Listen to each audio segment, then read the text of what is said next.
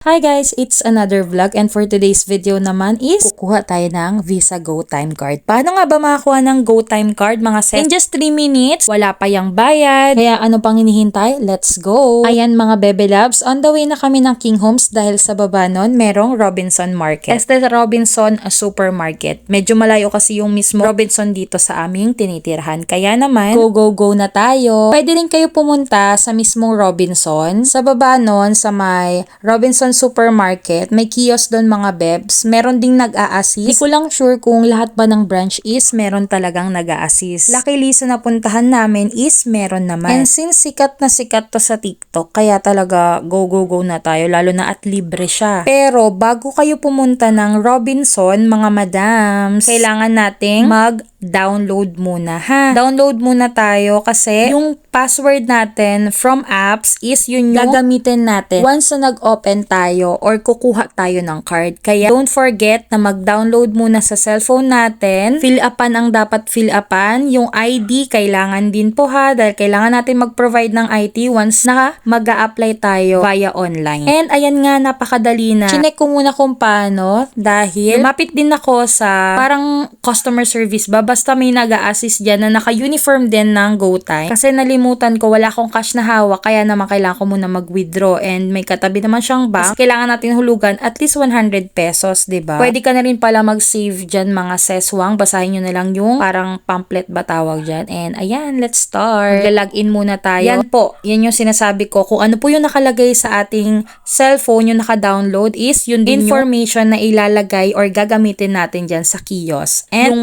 password OTP number is magte-text sa atin yun mga bebsa. And once okay na, madali na lang yan. Wala pang 3 minutes, magpiprint na agad yan. Yan lang.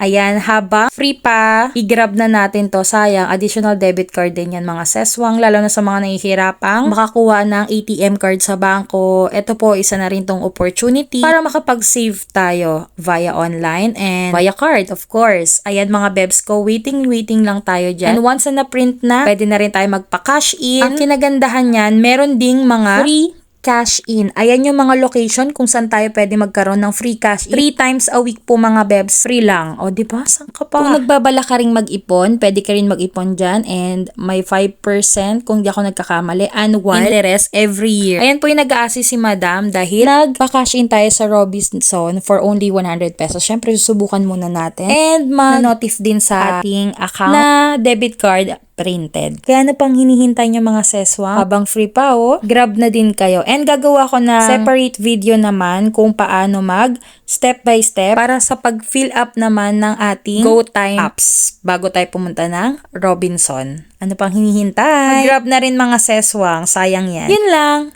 Bye!